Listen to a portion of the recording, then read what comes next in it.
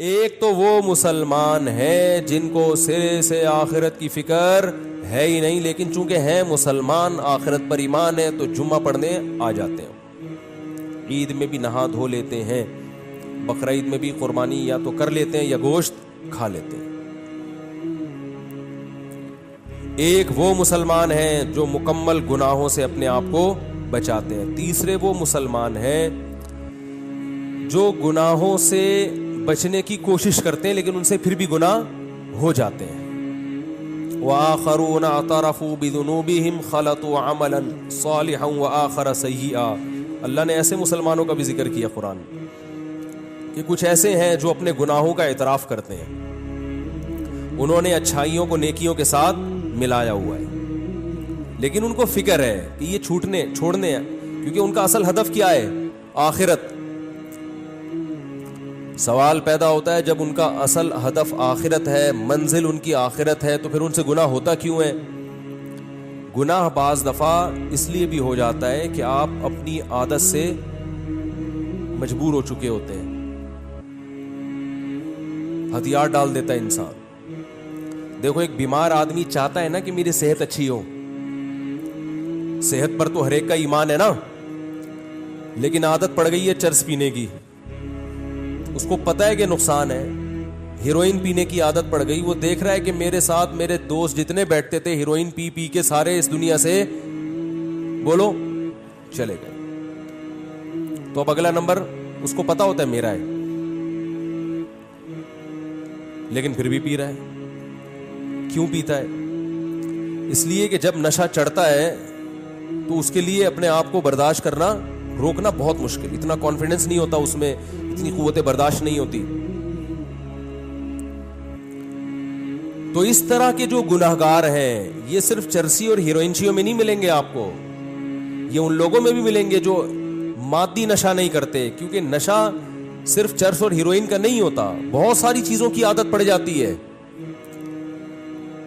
یہ جو جہیز کی لعنت ہے نا، نشہ ہی تو ہے، کلچر کو نشہ ہو گیا اس کا، کلچر نے من حیث الکلچر یہ سٹا لگانا، جہیز کا سٹا لگانا شروع کر دیا ہے، لہذا اب کہیں شادی میں جہیز نہ ہو تو پورے خاندان کو ایسا لگ رہا ہوتا ہے جیسے کسی چرسی کو چرس نہیں ملی، ہیروئنچی کو ہیروئن نہیں ملی، تو پورے خاندان کو ایسا عجیب سا فیل ہو رہا ہوتا ہے کہ یار یہ کیا ہو رہا ہے، کس قسم کی شادی ہو رہی ہے؟ یہ بھی ایک نشہ ہے، چڑھ گیا دماغ پہ۔ اور بھی بہت سے نشہ ہیں، آپ نے جو قسم نہ توڑنے کی قسم اٹھائی بھی ہے وہ بھی ایک نشہ ہے نا، نہیں جاؤں گا، بس اب اشاروں میں بات چلے گی۔ خواتین بیان سنتی ہیں، وہ سارا مجمع بھاگ گیا ہے ہمارا، یہاں آتی تھی 2-4 رہ گئی ہیں، بس 2-4 خواتین رہ گئی، باقی ساری بھاگ گئی ہیں۔ تو من حیث القوم بھی کچھ عادتیں پختہ ہو جاتی ہیں، وہ پھر قوم کی باڈی کی ریکوائرمنٹ بن جاتی ہیں، یعنی قوم من حیث القوم یہ چاہ رہی ہوتی ہے بس یہ تو ہونا چاہیے۔ بعض قبائلی علاقوں میں یہ دستور ہے کہ ذرا سا بیگم پہ شک ہوا، ٹھا گولی سے اس کو اڑا دیا۔ ایک صاحب مجھے بتا رہے تھے کسی قبیلے کا واقعہ، کسی خاتون کو کسی آدمی کے ساتھ دیکھا، جان سے مار دیا۔ میں نے کہا یہ تو صحیح نہیں ہے، ثبوت کیا ہے کہ اس نے بدکاری کی نہیں کی، تو وہ کہنے لگے بھائی ہماری رسم ہے، ہمارے ایسا ہوتا ہے۔ اب وہ رسم چھڑوا نہیں سکتا کوئی بھی ان سے، قومی رسم بن چکی ہے، یعنی اب آپ چھڑوانے کی کوشش کرو، آپ دنیا چھوڑ دو گے، رسم نہیں چھوٹے گی الا ماشاء اللہ۔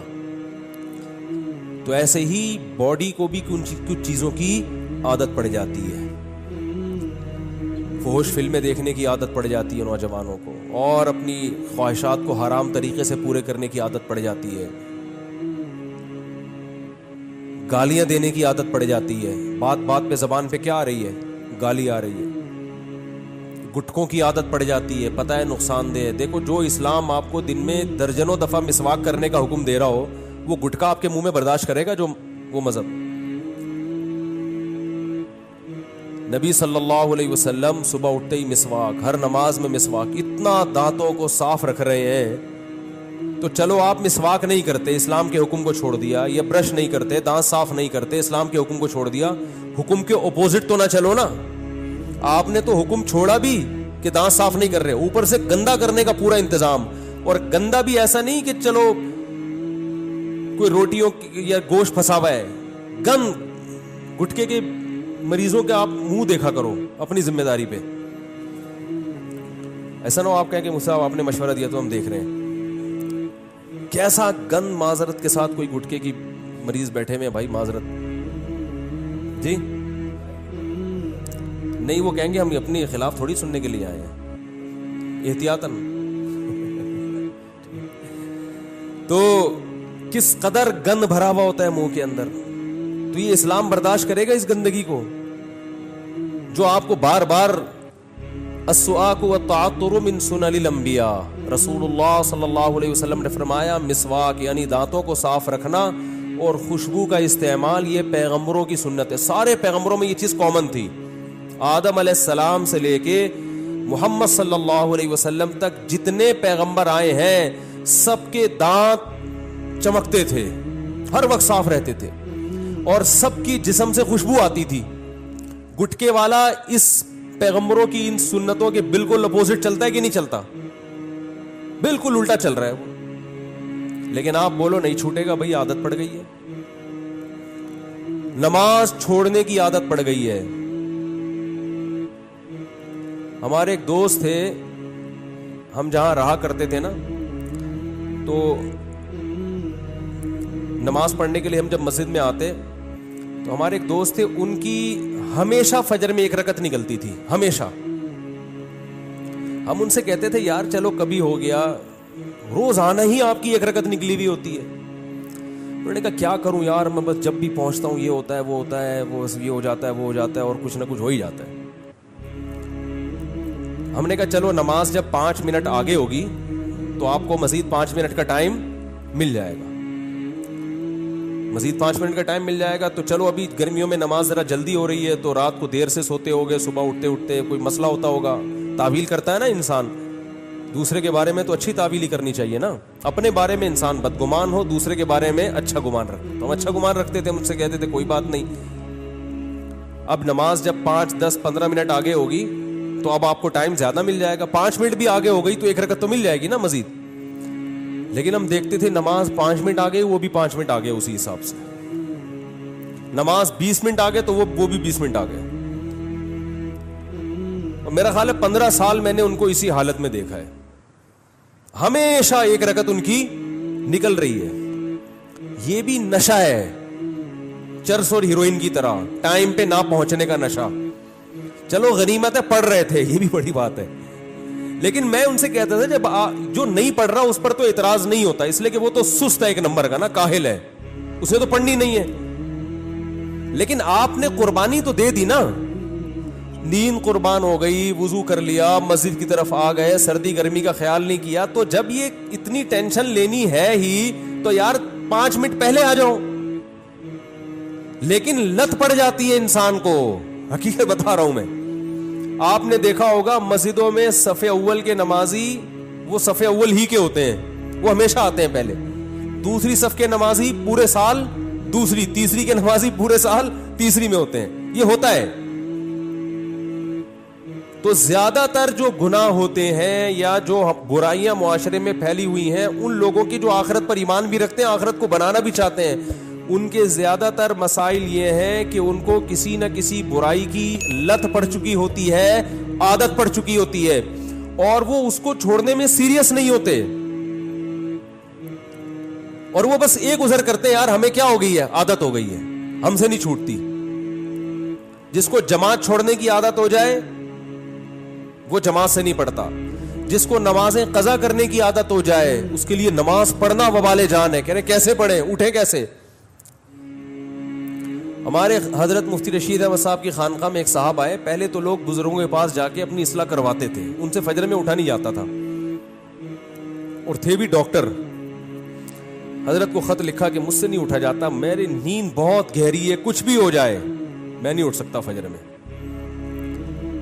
تو آ گئے خانقاہ میں, حضرت نے فرمایا ٹھیک ہے سو جائیں آپ, صبح دیکھتے ہیں. نہیں اٹھے صبح. 4 آدمیوں کے ذمے لگایا ان کو اٹھاؤ, لیکن وہ ایسی نیند, بھائی نہیں اٹھا, بھائی نہیں اٹھ سکتا, میں نہیں اٹھ سکتا بھائی, بہت سخت نیند آ رہی. تو 2-4 دفعہ حضرت نے ٹرائی کیا, دیکھا کہ یہ تمیز سے سمجھ میں ان کے بات نہیں آ رہی. تو حضرت کے جنات کی ٹھکائی والے واقعات بھی انہوں نے پڑھے ہوئے تھے. ایک جن کسی طالب علم پہ آ گیا تھا, تو وہ طالب علم بہت ساری جگہوں پر گیا, یعنی اس کے گھر والے لے کر گئے, وہ جن اتر کے نہیں دے رہا تھا نا, اور جن کا کہنا یہ تھا میں بنگلہ دیش سے آیا ہوں, اس کو بنگلہ دیش لے کے جاؤں گا میں. تو ہمارے حضرت کے ہاں وہ آیا, تو حضرت گئے اس کی خیریت معلوم کرنے کے لیے. تو اس وقت وہ جن اس کے اوپر آیا ہوا تھا. اب جن جب آیا ہوا تھا تو اس نے کہا کہ حضرت پہ حملہ کرنے لگا وہ. تو جنات سے جو ڈرتا ہے نا وہ گیا کام سے, یہ ذہن میں رکھو. حضرت نے آگے بڑھ کے نا, وہ ہوا میں اچھل رہا تھا کمبخت, اصل میں تو طالب علم تھا لیکن اس پہ جن چڑھا ہوا تھا نا, تو وہ ہوا میں اچھل رہا ہے. تو حضرت کا ہاتھ بھی ماشاءاللہ لمبا, لدھیانہ کے پنجاب سے تعلق تھا حضرت کا. ہوتے ہیں نا پنجاب کے بڑے بڑے ماشاءاللہ زمیندار ہوتے ہیں, بڑی بڑی پگڑیاں ہوتی ہیں. تو حضرت کی ہائٹ بھی اچھی تھی, تو ہاتھ بھی لمبا. تو جیسے ہی وہ اچھل کے قریب آیا, حضرت نے ایک زوردار تھپڑ رسید کیا اس کی, اتنی زور سے مارا کہ وہ بے ہوش ہو کے گر گیا. کافی دیر بعد اسے ہوش آیا, اس نے کہا ہم جا رہے ہیں. اس نے کہا ہم جا رہے ہیں. اور وہ حضرت کا تماچا جنات میں مشہور ہو گیا تھا. اس کے بعد بہت دفعہ ایسا ہوا کسی پہ جن آیا. یہ واقعہ حضرت کی کتاب میں بھی لکھا ہوا ہے, یہ ہم نے تو براہ راست سنا ہے. کئی بار ایسا ہوا کہ کسی پہ جن آیا, اس نے حضرت کو فون کیا, تو حضرت نے کہا ٹھیک ہے میں آ رہا ہوں. حضرت جب پہنچے تو بندہ بالکل ٹھیک تھا.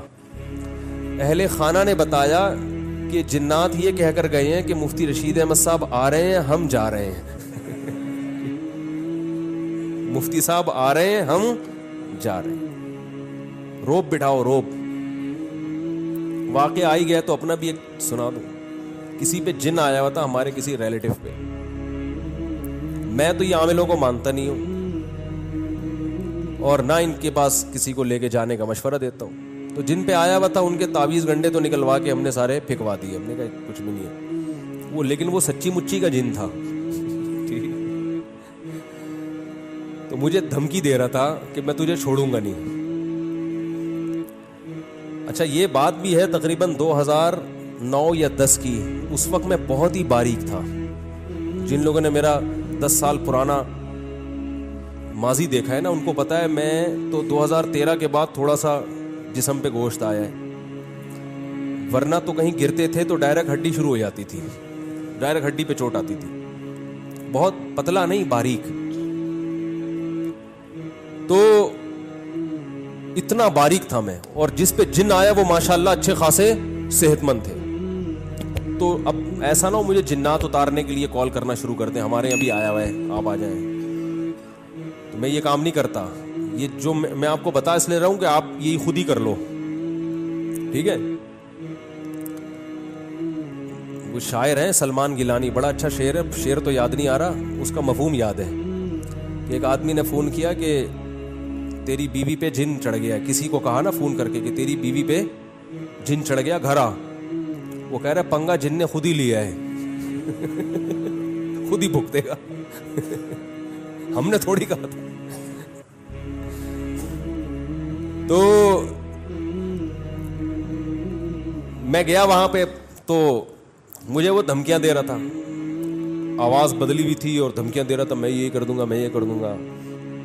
اب میں بہت ہی باریک تھا, میں نے یہ اپنی آستینیں ایسے کر کے چڑھائیں. حالانکہ ویسے اگر آستینیں اس دنوں میں چڑھاتا نا تو کسی کو خوف نہیں آتا. وہ کہتا یار ابھی تک تو معاملہ چھپا ہوا تھا, ہم سمجھے شاید کوئی مسل وسل بنے ہوئے ہوں گے. تو میں نے ایسے آستینیں چڑھائی. میں نے کہا تیری ایسی کی تیسی. 2-4 دفعہ ایسے دھمکیاں دی ہیں بس. پھر آیت الکرسی پڑھ کے جب پھونک لگاتا تو ایسے لگ رہا تھا جیسے کوئی بہت زور زور سے مار رہا ہے, جن کو ایسے لگتا تھا. تو بھاگ گیا الحمدللہ. تو ان میں یہ کوئی میرا کمال نہیں ہے, یہ کانفیڈنس کا کمال ہے. تو جن کو زیادہ لفٹ بولو نہیں کرایا کریں. اور ان میں اکثر کیسز فیک بھی ہوتے ہیں. ہمارے یہاں ناظم آباد میں ایک نوجوان پہ جن چڑھ گیا تھا, اس نے ادھم مچائی ہوئی تھی. اس کے رشتہ دار اس کو لے کر آ گئے ہمارے استاذ کے پاس کہ اس پہ جن چڑھ گیا, کچھ کرو. انہوں نے اس کو تنہائی میں لے کر گئے. اچھا وہ جن عربی بول رہا ہے. اب یہ حیران ہو رہے ہیں کہ یہ تو رکشا چلانے والا آدمی ہے, لڑکا ہے, عربی کہاں سے آ گئی؟ تو سعودی عرب سے جن آیا ہے. یہ جن آیا کہاں سے؟ عربی جن ہے. تو انہوں نے دروازہ بند کر کے اس کی لگائی ہے طبیعت سے کٹ.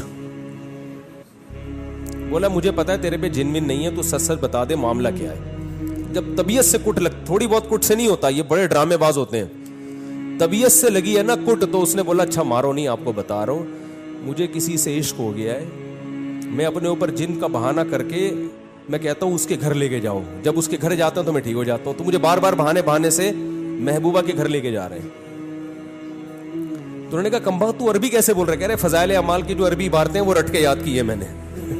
ٹھیک ہے, فضائل اعمال سے جو عربی عبارتیں ہیں نا وہ رٹا لگا لگا کے یاد کی ہیں, اور کچھ عربی وربی نہیں آتی.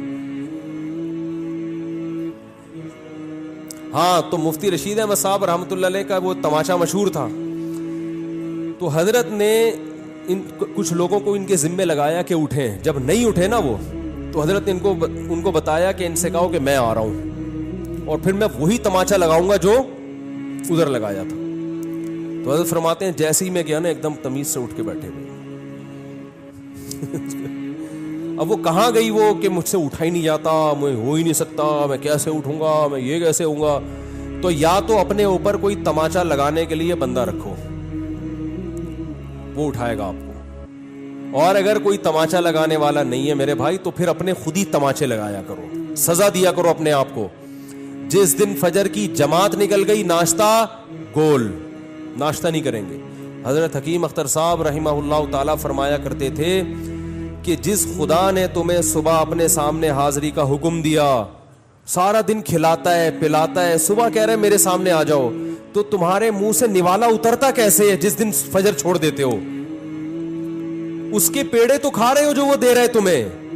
صبح کا ناشتہ وہ کرے جو فجر کی نماز پڑھے. اے اللہ ہم نے تیری عبادت کی ہے, اب ہم اس کے لائق ہیں کہ تیرے رزق سے ہم فائدہ اٹھائیں. اپنی ذمہ داری پوری نہیں کر رہے, ناشتے کے ٹائم پہ بیٹھا ہوا ہوگا اور کیسے بیٹھ کے آرڈر کر رہے ہوتے ہیں, دیر ہو رہی ہے مجھے جلدی لے کر آؤ. تو یہ اللہ کے لیے بھی تو آرڈر ہونا چاہیے, اللہ کے لیے بھی تو یہ حکم ہونا چاہیے کہ مجھے دیر ہو رہی ہے, مجھے نماز پڑھنی ہے, مجھے جانا ہے. تو جب تک میرے بھائی انسان سنجیدہ نہ ہو اور اپنے آپ کو سزا نہ دے, تو جن گناہوں کی لت پڑ چکی ہوتی ہے وہ گناہ آرام سے چھوٹتے نہیں ہیں, ان میں سیریس ہونا پڑتا ہے, جہاد کرنا پڑتا ہے, ایسے نہیں ہو جاتا وہ. اگر اللہ نہ کرے آپ کو فحش فلموں کی عادت پڑ گئی ہے, نوجوانوں میں یہ مرض بہت پھیل رہا ہے, سزا دو اپنے آپ کو, سزا. بولے یہ کام اگر میں نے کیا تو یہ سستے میں نہیں ہوگا, اس کی پینلٹی لگے گی, سزا دوں گا اپنے آپ کو, میں سستے میں نہیں چھوڑ دوں گا.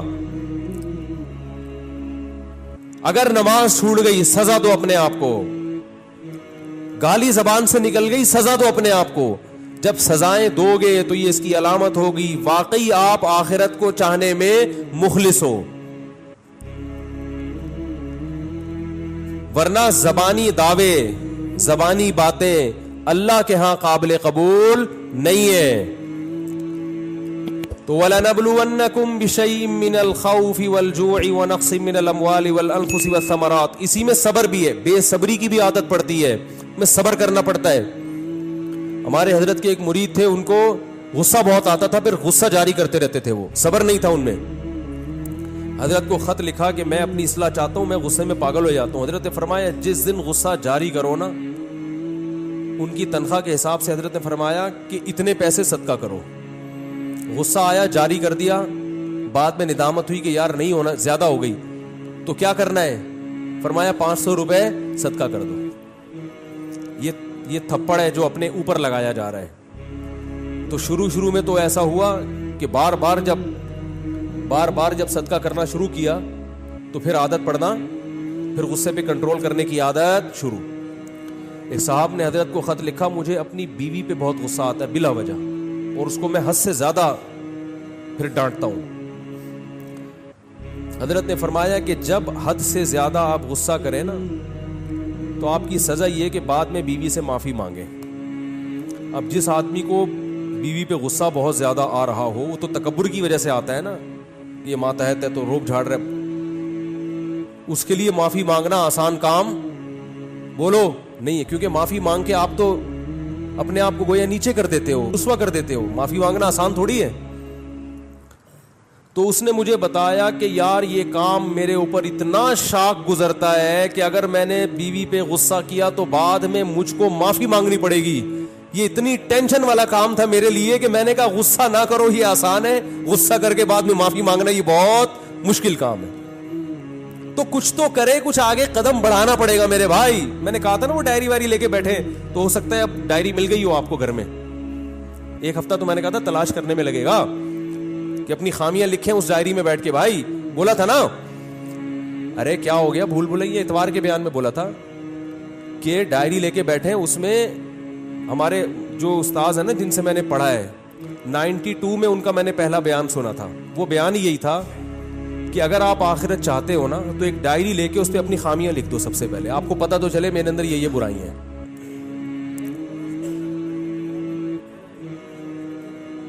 ہاں ہوئے تجویز آئی ہے کہ اپنی خامیاں خود نہ لکھیں, بیگم سے کہیں کہ میری خامیاں تم لکھو اور تمہاری خامیاں میں لکھوں گا. اصل میں وہ تو ٹھیک ہے, دوسرا آپ کی خامیاں زیادہ اچھا بتا سکتا ہے, لیکن اس میں پرابلم یہ ہوگی کہ جنگ چھڑ جائے گی. حقیقت ہے, وہ جب کہے گی یہ خامی ہو کہے گا ہے ہی نہیں ہے تو تمہارا, پھر یہ کہے گا تمہارے اندر یہ خامی. تو سب سے بڑی خامی یہی ہے کہ اپنی خامی ماننا ہی نہیں ہے. تو پہلے اس کی تو اصلاح ہو نا, پھر اس کے بعد اگلا اسٹیپ ہے. تو ڈائری میں بیٹھ کے اپنی خامیاں لکھیں. میں غصے کو بلا وجہ جاری کرتا ہوں, بات بات پہ خام خامے میرا میٹر شارٹ ہوتا رہتا ہے. یہ گٹکا کھاتا ہوں, یہ سگریٹ پیتا ہوں, نماز میں پابندی نہیں ہو رہی, تکبیر اولا کی پابندی نہیں ہو رہی, یہ مسئلہ ہے یہ مسئلہ ہے, بچوں کی تربیت کی کوئی فکر نہیں ہے, گھر میں ٹائم نہیں دے رہا, سارا دن کٹر کے ڈھکن پہ باہر بیٹھا رہتا ہوں گلی میں. ٹھیک ہے نا, ایک ایک چیز بیٹھ کے لکھیں. لکھ کے نا دماغ انسان کا اس قابل نہیں ہوتا کہ سارا چیز کھوپڑی میں رکھے, وہ اپنے اس کو پیپر پہ لے کر آئے. ٹھیک ہے نا, پھر پیپر سنبھال کے رکھیں, ایسا نہ ہو کہ وہ پرچہ ہی گم جائے تو آپ کی ساری خامیاں مارکیٹ سے شارٹ ہو گئی. تو کسی ڈائری میں لکھیں, پھر اس کو پھر بیٹھیں کہ یار یہ چھوڑنی کیسے ہے, اس کے لیے کیا ترتیب ہے. چلو عادت پڑ گئی ہے, مشکل ہو رہا ہے, لیکن ہر چیز کا کوئی حل تو ہوتا ہے نا. ما انزل اللہ من داء الا انزل له شفاء, بخاری کی حدیث ہے. نبی نے فرمایا کوئی بیماری اللہ نے ایسی پیدا نہیں کی جس کا علاج نہ کیا ہو. اس میں جسمانی بیماریاں بھی ہیں, روحانی بیماریاں بھی ہیں. ہر بری خصلت کا علاج اللہ نے اس دنیا میں رکھا ہے, ہر برائی چھوٹ سکتی ہے.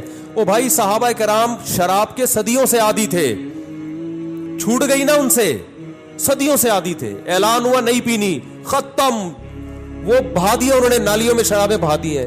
کتنی ٹینشن ہوئی ہوگی کچھ دن ان کو, بت پرستی ان کے خون میں شامل ہو چکی تھی, چھوڑ دی نا ایسی توحید. نبی صلی اللہ علیہ وسلم نے فرمایا کہ شیطان اس بات سے مایوس ہو گیا کہ جزیرے عرب میں اس کی عبادت ہو, قیامت تک بت پرستی جزیرے عرب میں نہیں ہوگی. آج بھی عربوں کی توحید دیکھو, عربوں میں کوئی بڑے سے بڑا انتقال ہو, اتنی سی قبر ہوگی چھوٹی سی, اور پتہ نہیں کہاں ہوگی, پتہ ہی نہیں ہوگا. ہمارے یہاں کوئی چھوٹے سا آدمی بھی دنیا سے جاتا ہے, شور اتنا زیادہ ہوتا ہے, اور اس کی قبریں اتنی اونچی اونچی پہاڑ جیسی قبریں, اور پھر قبریں بھی قبرستان میں نہیں ہوں گی. یہ بھی ایک بہت بڑی بدعت ہے. بھائی جہاں سب مسلمان دفن ہوتے ہیں وہاں بزرگ کو کیوں دفن نہیں کر رہے؟ ہر بزرگ کے لیے ایک الگ چار دیواری ہوگی اور الگ پروٹوکول دے کے دفن کیا جائے گا. یہ کہاں سے بدعت آئی ہے؟ یہ اجمیوں کی بدعتیں ہیں, عربوں میں یہ چیزیں نہیں ہے. شاہ فہد کی قبر پتہ ہے کس کو کہاں ہے؟ بولو نا بھائی, سعودی عرب کا بادشاہ شاہ فیصل کی قبر کا پتہ ہے؟ کہہ رہے بھائی دنیا سے چلے گئے تو عام مسلمانوں کی قبرستان میں بڑے بڑے علماء. شیخ بن باز کا کوئی مزار دیکھا کسی نے؟ سعودی عرب کے مفتی اعظم بہت بڑے مفتی عالم تھے, کسی کو پتا ان کا مزار کہاں ہے؟ کوئی پھول دیکھا ان کے مزار پہ, ان کی قبر پہ؟ یہ توحید ہے جو آج بھی آپ کو کہاں ملے گی؟ بولو, عربوں میں. اور ہمارے ہاں جس کا انتقال ہو رہا ہے اتنی اتنی اونچی اونچی قبریں, پھر ان کے پھول ڈال کے اور اتنا اونچا کر دیا, پھر ان قبروں پہ جو کچھ ہو رہا ہے بدعتیں, اور پھر الگ پروٹوکول دے کے الگ قبر کیوں بنا رہے ہو؟ بھائی ہمارے حضرت فرمایا کرتے تھے جو بزرگ ہوگا نا, واقعی میں بزرگ, وہ یہ چاہے گا مجھے عام مسلمانوں کے قبرستان میں دفن کیا جائے, کیونکہ اللہ کی رحمت جو عام مسلمین پر ہوتی ہے وہی مجھ پر ہو. وہ اپنے آپ کو کبھی بھی عام مسلمانوں سے ممتاز اور جدا نہیں کرنا چاہتے, تو ان کی تو یہ خواہش ہوتی ہے. بعد والے پھر اپنے چکر میں ان کو الگ دفن کرتے ہیں, اپنے چکر میں. جتنے بزرگان دین کی قبریں الگ الگ جگہ پر, ان کی اپنی کوئی وصیت نہیں تھی, بعد کے مریدین گڑبڑ کرتے ہیں ان کے ساتھ. تو ہمارے ہاں عقیدوں کے معاملے میں حساب بہت خراب ہے, بہت خراب. تو ہمارے نبی نے کیسی محنت کی, وہ قوم جو قبر پرست اور بت پرست تھی, کیسی توحید کے 1400 سال گزر گئے. آپ عربوں میں جا کے یا دیکھو, آپ کو قبروں میں کوئی قبر ایک بالش سے زیادہ اونچی نظر نہیں آئے گی. حالانکہ وہاں جتنے بڑے بڑے لوگ دفن ہیں, ہم جیسے ان کا تصور بھی نہیں کر سکتے. اتنے بڑے بڑے لوگ دفن ہیں وہاں پہ. جنت البقیع میں کتنے بڑے بڑے لوگ دفن ہیں, جنت المعلی میں کتنے بڑے بڑے لوگ دفن ہیں. تو اس سے پتہ چلتا ہے بھائی, اگر چاہو تو سب کچھ ہو سکتا ہے, نہیں چاہو تو کچھ بھی نہیں ہو سکتا. اللہ تعالی ہم سب کو سمجھنے کی, عمل کی توفیق عطا فرمائے.